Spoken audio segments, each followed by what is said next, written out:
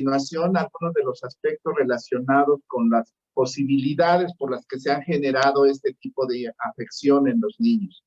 Primero que nada, les quiero señalar que las causas de enfermedad en todo momento, ya sean niños y adultos, pues está relacionada y vinculada estrechamente con todos los elementos que nos rodean, es decir, el ambiente. Eso se le llama últimamente, muy rimbombantemente, exposoma, es decir, todo lo que nosotros estamos expuestos y que nos puede generar en algún momento determinado algún daño. Por ese motivo, es muy importante que en estas condiciones actuales, como pudieron o han escuchado, existen diversos elementos que nos hacen plantear situaciones que pueden originar esta enfermedad. Una de ellas, ya lo señalaba la doctora Montijo, es la poca exposición que tuvieron los niños en su medio, y lo vamos a ver ahorita, en el medio externo, fuera de sus hogares. Y que esto de alguna manera disminuye el riesgo o la capacidad de su sistema inmunológico de entrenarse. Es un entrenamiento continuo que recibe nuestro organismo cuando estamos expuestos a algo. Pero esto además está sustentado en algo fundamental que todos debemos recordar, es el aspecto genético. Muchos de nosotros tenemos que ubicar que la genética es sustancial. Entonces, hay que ver que las poblaciones van a comportarse de manera diferente y obviamente va a estar ligada a los aspectos ambientales que en un momento determinado están influyendo. Por eso es que es a veces difícil señalar que un bicho, un virus, bacteria, parásito, afecte por igual a todas las poblaciones. Ese es el motivo por el que la doctora Montijo le señalaba que nosotros estamos muy acostumbrados a ver hepatitis en México, y sobre todo las hepatitis que se transmiten a través de situaciones ambientales, como todos conocemos, donde el control del agua potable y sobre todo de las excretas, el agua, el drenaje, pues realmente puede sufrir contaminación el agua potable, y esto ha generado esos brotes de hepatitis A que son muy frecuentes en nuestro país, pero que afortunadamente, y de una vez adelantándome, se ha podido detener gracias a las vacunaciones. Por eso lo que dice la doctora Robledo, y lo vamos a estar insistiendo, hay que vacunarse. La vacuna es sustancial para prevenir todos estos elementos. Como pueden ver, entonces, esto que dice disminución de la biodiversidad es efectivamente una de las posibilidades. Cuando tenemos poca exposición hacia un agente, hacia unos determinados elementos, existe una disfunción en nuestras defensas. Existe la capacidad o la posibilidad que exista una inflamación en nuestros tejidos. Es decir, nuestros tejidos están acostumbrados o deben estar acostumbrados a recibir mucha influencia de diversos aspectos, y obviamente mientras mejores o mientras más benévolos sean los bichos, mejor es nuestra respuesta de defensa. Va a haber bichos muy malos y obviamente nadie quiere enfrentarse a ellos, pero es necesario enfrentarse para tener un entrenamiento. El entrenamiento lo dan los sparring en el boxeo. ¿Cuáles son los sparring en el boxeo de la inmunología? Las vacunas. Por eso es muy importante estar constantemente estimulando a nuestras defensas. Esta teoría, fíjense, este aspecto que es de inflamación, fíjense que se sustenta en todas las enfermedades que ustedes ya han oído mencionar y que obviamente han sustentado la mala evolución que ha tenido en estos momentos muchos de los pacientes que han sufrido COVID. Por ese motivo es importante considerar que los niñitos que hayan probablemente estado encerrados en su casita o en sus hogares, en esas regiones de esos países como Estados Unidos, donde surgió en Alabama, y después en Inglaterra, bueno, prácticamente Reino Unido, y después otros países como Israel, pues obviamente tienen unas situaciones ambientales diferentes a las que nosotros pudiésemos tener, pero esto de todos modos es un aspecto importante a considerar. Por lo tanto, les favorece la condición de infección, y esta infección pues obviamente se sustenta en una condición importante como la que hemos estado viendo, que es probable que sea un agente infeccioso. Ya lo decía también la doctora Montijo, que no siempre las hepatitis son infecciosas, pueden ser químicas, pueden ser por factores físicos, pueden ser por factores de otra índole, de la propia agresión de nuestras defensas contra nuestro propio organismo. Al haber tantas enfermedades asociadas ahorita, por ejemplo, obesidad, enfermedades respiratorias, el tabaquismo mismo, que es una condicionante ambiental que genera muchas enfermedades respiratorias, y la aparición de COVID, pues vean cómo todo se junta, y entonces esto nos lleva a una condición de una sindemia. Estamos envueltos en un conjunto y nos debemos de acostumbrar a que estamos envueltos en un montón de padecimientos que están empezando a brotar y que pueden originar un daño a nivel global. Es por eso la condición de estar muy alertas, porque si no, se van a contar, ahora sí que la pena con el dolor entre todas las enfermedades que nosotros estamos acostumbrados a ver de manera normal, pero con mayor intensidad porque afectan a mayor cantidad de personas y en este caso a los niños. Entonces, esta condición, quiero, como lo señaló perfectamente bien hace un momento el doctor Sarbelio, tenemos una respuesta de defensas que por qué los niños son más susceptibles. En este caso, fíjense, esto que dice TH2 es muy sencillito y dice TH1, les voy a explicar muy simple. TH2 es una respuesta que no nos defiende contra virus. Entonces, como pueden ver la columna azul oscuro, prácticamente la que nos defiende contra virus es la respuesta TH1. De manera normal, los niñitos, los pequeñitos, y obviamente en general los niños, y como dijo el doctor Sarbelio, algunos pacientes que tienen otro tipo de problemas que los debilita, pues van a tener poca capacidad de defenderse contra infecciones, sobre todo virales, porque el TH1 defiende contra infecciones virales. Entonces, no es extraño tampoco ver que les esté dando un virus, y mucho menos un adenovirus, que como dijo el doctor Sarbelio, pues es un virus muy común, que lo vemos en las gripas, en las conjuntivitis, en las diarreas. Entonces, realmente no son así cosas que dijéramos, ay, apareció otro virus nuevo y ahora sí nos va a venir a ocasionar la catástrofe mundial. No, tranquilos, porque realmente es un virus que obviamente se está presentando de manera normal. Obviamente, o como vamos a ver, hay condiciones que pueden hacer que esto de alguna manera se pueda convertir en algo más intenso. Entonces, las hipótesis que se han considerado, evidentemente, relacionadas como primer agente al adenovirus, es lo que ya decíamos, la susceptibilidad, es decir, que no estuvieron expuestos a la exposición de este bichito previamente durante 2 años, año y medio, 2 años que ha durado la pandemia. Entonces, esto es importante porque entonces significa que no han recibido entrenamiento. Ahora, la pregunta, ¿ese entrenamiento lo han tenido nuestros pequeñitos mexicanos o latinoamericanos? Pues hay que ver, porque también nosotros no, así que tenemos bichos diferentes, y los bichos y la forma en cómo nos exponemos a ellos, pues también nos dan un entrenamiento hasta cierto punto, vamos a poner entre comillas, hasta cierto punto bueno. Dice, infección previa por SARS, otra infección incluido en Omicron. Entonces, ¿esto qué significa? Que al estar predispuesto con una infección por Omicron, pues obviamente pudo haber sido una posibilidad de que se haya conjuntado, como lo vamos a ver posteriormente, la posibilidad de generar este riesgo de infección por adenovirus. Y obviamente también hay que considerar que estos niños pueden estar o haber estado expuestos, aunque ya se ha hecho investigación muy minuciosa, siempre hay detallitos por ahí que pueden surgir en un momento determinado. Entonces, toxinas y drogas creo que por el momento se han descartado razonablemente, como es el paracetamol, que es el que más hemos usado durante la pandemia. Pero exposiciones ambientales hay que ver, porque ambiente es decir, todo y nada. Son muchos elementos que existen en el ambiente, tan es así que se le ha estado atribuyendo la culpa hasta a las mascotas. Hay por ahí un reporte que a los perritos ya les están adjudicando este brote de adenovirus. Entonces, imagínense, ahora ya los perritos están siendo los culpables hasta de esta situación.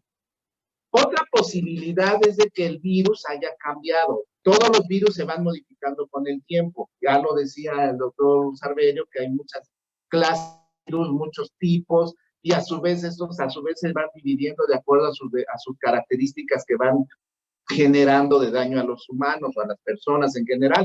Entonces, puede surgir un adenovirus diferente, pero ya sea por lo menos en una cantidad determinada, como ya vieron, ha sido este F43, que es el que por lo menos afecta a tubo digestivo, y por eso se ha asociado a que se haya ido o haya agredido un poco más al hígado. Otro, ya lo decíamos, la droga, toxina o exposición ambiental. Otro, que un nuevo patógeno actuando solo como infección, que a lo mejor no se ha identificado. Entonces esto, bueno, esperemos que no, ¿verdad? Que no vaya a surgir otro bicho ahí raro. Pero bueno, siempre se queda esa incógnita para poder considerar si existe o no esa posibilidad. Y la otra que pues obviamente también, esto no lo debemos olvidar, todavía no hemos terminado la pandemia de COVID, todavía existen variantes. La falta de vacunación genera aparición de nuevas variantes, ya lo hemos visto. Por lo tanto, esa invitación que hace la doctora Robledo, de que por favor nos ayuden a que todos los niñitos, por lo menos ahorita que ya se les dio la posibilidad de vacunarse desde los 12 años, que se vacunen, porque mientras menos vacunados estén, más posibilidades de variantes. Entonces, al surgir variantes, recuerden que ahora sí que es un boxeador nuevo, que nuestras defensas no tienen costumbre de pelear con ellos, y es probable que puedan ocasionar más daño. Entonces, imagínense, es como prácticamente el Canelo contra el ruso, pues le pasó y lo que le pasó al pobre Canelo. Entonces, cuidado con eso. Entonces, vemos aquí la hipótesis otra que es muy interesante y que es la que más ha tenido fuerza, que se llama hipótesis del superantígeno. Y vamos a ver qué es eso. En Israel se encontraron que 11 de 12 niños tuvieron COVID recientemente y entonces dicen, cuidado, puede ser que el COVID haya generado esta posibilidad de debilitar a nuestro organismo para que entrara el adenovirus. Entonces, una posibilidad es esta. Recordemos una cosa importantísima y se estuvo mencionando hace mucho tiempo. El SARS-CoV-2 se elimina, bueno, tiene un tiempo determinado en las vías aéreas, tiene un tiempo determinado que va propiamente generando su evolución en el cuerpo. En el intestino se tarda más tiempo. De hecho, desde el principio se comentó que en las heces podía aparecer el virus hasta 30 días o más después de que teníamos la infección. Y a lo mejor nadie le hizo caso a eso. ¿Esto qué significaba? Que el virus estaba en el intestino ahí jugueteando y ocasionando a lo mejor ningún daño. Simplemente estaba ahí flotando y pasándose unas vacaciones en el intestino de los que estuvieron infectados. Esto es bueno porque muchas veces deja que la enfermedad sea un poquito más leve, pero es malo porque puede, de hecho se ha observado, puede ser el sustento de lo que se mencionó como ese síndrome multiinflamatorio sistémico, es decir, una catástrofe que ha llevado a muchos niñitos, sobre todo, a enfermarse muy gravemente. Y entre esas complicaciones, tener hepatitis. Pero estas son condiciones que afectan todo el organismo y como decía el doctor Salverio, afecta vasos, afecta corazón y en vez de afectar todo el organismo, por eso se llama multisistémico y eso es una condición que por el momento en estos niños no se ha visto, solamente se ha visto la situación del hígado. Entonces vean ustedes cómo en la nasofaringe, aquí está este muñequito bien padre, cómo el bicho en la vía aérea puede durar de 10 a 15 días tanto en niños como en adultos. Sí se ve ahí las columnas azul, las líneas azul y rojo. En el intestino, ya lo decíamos hace ratito, en los adultos 20 días, a lo mejor un poco más, pero en los niñitos, en la línea roja, en más de 30 días. Eso es lo que probablemente esté condicionando esto. Y fíjense que aquí viene otro aspecto que a lo mejor nadie ha tomado en cuenta y quiero sí yo hacer hincapié. Olvídense de muchas letritas ahí raras que la verdad no vamos a explicar porque es un brollo ahí complicado. Vámonos a la parte superior de la imagen. Déjenme ver, tratar de sacar un apuntador. En esta parte superior de la imagen, pues prácticamente se puede observar ahí unas bolitas de colores que nos dan la condición de que esas bolitas de colores están generando, pues son gérmenes que normalmente se localizan en nuestro intestino y eso se llama microbiota, lo que conocíamos antes como flora intestinal. Entonces, fíjense, estos cuadritos en naranjita que ven ustedes que están pegados todas, son células intestinales.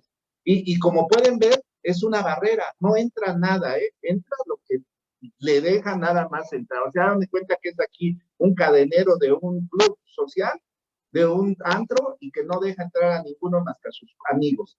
Bueno, pues entonces esto es la única situación que permite que la microbiota esté interactuando con esto. ¿Y qué da la microbiota? La microbiota o los gérmenes buenos dan el equilibrio de las defensas, dan una situación de regulación de la inmunidad. Cuando esa microbiota se rompe, es decir, que entran bichos malos, pueden ser virus, bacterias, hongos, parásitos, hace que se rompa esa disbiosis. ¿Saben cuándo se rompe esa disbiosis? Cuando menos exposición tenemos al ambiente. Entonces eso se llama, lo que decíamos hace ratito, que no hay mucha biodiversidad. Es decir, los niñitos están encerrados y los niñitos estuvieron con un patrón alimentario muy definido, que les modificó probablemente su microbiota. Al modificar esta microbiota y en lugar de tener gérmenes buenos de este lado donde está la barra gris, pasan a meterse gérmenes malos. Entre ellos probablemente, ¿por qué no? Pensar que algún adenovirus haya entrado de esos más agresivos, como dijimos el F43, y puede en un momento dado penetrar más allá de lo que antes le daban oportunidad de entrar. Y esto nos puede generar esa posibilidad de dar un daño o un desorden orgánico general. Por otro lado, vemos, aquí se ve perfectamente cómo esta entrada se rompe. Hagan de cuenta que el cadenero se fue ya de ahí y ahora sí ya todo el mundo le dieron chance de entrar y ocasiona lesiones inflamatorias. Este rompimiento lo genera precisamente la disbiosis, es decir, la presencia de bichos malos en el intestino que se ocasionaron por una falta de alimentación adecuada, por una falta de exposición adecuada, por hábitos inadecuados en la familia, etcétera. Y entonces esto nos da la posibilidad de algo que se llama superantígeno, y vamos a ver qué es eso. Superantígeno es, hagan de cuenta que es un superhéroe, pero un superhéroe malo para el organismo de nosotros. Ese superhéroe malo se llama superantígeno. ¿Qué hace? Fíjense, estas bolitas que están con un centro azul y bolita azul clarito alrededor, son las células de defensa. Las células que se multiplican cuando se exponen a un superantígeno, vean ustedes cómo se vuelven en color rosita. Aquí está esquematizado. ¿Qué significa? Que si un pincho normal se presenta para exposición hacia nuestro organismo, es normal, del que todos conocemos, no despierta muchas células de defensa. Nada más aquí, por ejemplo, de las 12 células que están aquí, solamente una se puso valiente y lo fue a atacar. El superantígeno lo que ocasiona es que se despierten muchas células. Vean ustedes cuántas células se despiertan que nos tratan de defender, pero eso a la vez de ser un intento de defensa también puede ser un daño a nuestro organismo. Entonces, una posibilidad es que el virus, fíjense nada más que terrible, el virus del SARS-CoV-2, el coronavirus, canijo, lo que hace es entrar a la célula, estar permanentemente en el intestino, romper las uniones que están entre las células del intestino y por lo tanto, parte de su estructura, generar esa respuesta de hiperinflamación, es decir, genera muchas células de protección para nuestro organismo. ¿Y qué pasa después? Pues hagan de cuenta que calentó el lugar, calentó la plaza, así de simple. Entonces llega otra banda que se llama adenovirus y órale, ahí ya empieza el problema más grave. ¿Por qué? Porque se junta la pena con el dolor. Se junta SARS-CoV-2 con adenovirus. Y entonces entre los dos, hagan de cuenta que es un pleito ahí de cárteles, valga la expresión que la verdad nadie desea, y vean nada más qué ocasionan. Nos ocasionan un daño a un determinado órgano. Es verdaderamente una lucha por la plaza intestinal y hepática ocasionada por esa persistencia del SARS-CoV-2 que estaba ya habitando el intestino durante algún tiempo y la llegada de este adenovirus, lo que origina evidentemente la posibilidad de daño. Y como dijo la doctora Montijo, tampoco hay que asustarnos, porque también nosotros, nuestras defensas tampoco no están tan debilitadas en ocasiones. y pueden parar esto. Pero algunos niñitos que tienen cierta condición de salud que puede debilitarlos más o haber generado una respuesta mucho más agresiva, son a los que han requerido trasplante y son algunos poquitos los que han fallecido. Entonces, esto es una situación que explicaría por qué SARS, por qué adenovirus o por qué otro tipo de agentes pueden entrar y ocasionarnos un daño ahí. Entonces, esto se llama la teoría del superantígeno y simplemente es la lucha por esa respuesta, generando una respuesta inflamatoria muy importante en nuestro organismo. Ante esta situación, y esto ya lo dijimos hace 2 años, fíjense, no nos agobiaba la llegada del virus, de un virus nuevo como era el SARS-CoV-2, y decíamos, nos angustia la presencia de elementos que ocasionen que este virus sea más agresivo a los mexicanos, y todavía yo lo dije, a los mexicanos, porque es diferente, ¿sí? Obviamente esta condición depende de nuestra respuesta inmunológica. Entonces hay que fomentar la respuesta inmunológica adecuada en nuestros niñitos. ¿Y cómo lo vamos a lograr? Bueno, para empezar hay que entender que ahorita estamos en una condición ambiental que todavía no hemos descartado ni hemos erradicado al SARS-CoV-2, que hay otros virus que están llegando nuevos, que todavía tenemos que mantener las medidas ambientales muy importantemente, porque esto todavía estamos en riesgo, no es una condición de cantar victoria. Entonces, como conclusión, ¿qué podemos decir? Primero, que la prevención que tenemos que establecer es que debemos mantener lo aprendido en la pandemia. Es decir, la pregunta sería, ¿cómo vamos a evitar esto? Pues manteniendo lo que ya aprendimos. Uso de cubrebocas, lavado de manos, uso de gel, distanciamiento, tratar de manejar lo mejor posible nuestros agua potable entre lo que se pueda, el manejo de los drenajes. Muchas cosas dependen de nosotros, otras obviamente que no. Pero ahorita vean cómo el ambiente también es un factor importante, como es la contaminación, que es algo muy serio que es lo que está generando. Manejar una alimentación, de veras, a mí me da pena hasta poner este número 2, ahorita con esta inflación tan terrible, que nos está llevando a costos elevados de la alimentación, es una cosa seria que debemos de tomar en cuenta. ¿Por qué? Porque la alimentación basada en vegetales, basada en una dieta que no esté llena de grasas, que no esté llena de lípidos que nos hagan daño, debe de ser sustentada. Entonces hay que tratar de comer, aunque sea con lo que nos alcance, tratar de mantener fibra en nuestro intestino, porque eso alimenta a las bacterias buenas que permiten mantener un equilibrio de la respuesta inmunológica. Se habla de manejar probióticos, es decir, vamos a llamarle así, alimentar a los niños con gérmenes buenos. Sé que esto a veces es difícil porque hay que comprarlos, pero si damos una dieta balanceada, tratar de dar mucho vegetal, que es por lo menos hasta el momento creo que lo más accesible por los costos, pues hay que fomentarlo. Hay que tratar de olvidarnos de los refrescos, de los dulces, toda la comida chatarra, porque eso es fundamental. Se ha considerado que manteniendo nuestra respuesta inmunológica estable, estimulándola, entrenándola, por decirlo así, sería una condición favorable. Por lo tanto, se puede utilizar algún tipo de inmunoestimulante que nos pueda ayudar en este momento para fortalecer un poquito nuestras defensas. Y finalmente, el aspecto de las vacunas es sustancial. Y repito, esto es algo sustancial importante. Aquellos que no tengan su cartilla cubierta deben de cubrir su cartilla, sobre todo con los virus con los que estamos accesibles, que es hepatitis A y obviamente hepatitis B también. Pero debemos de vacunar.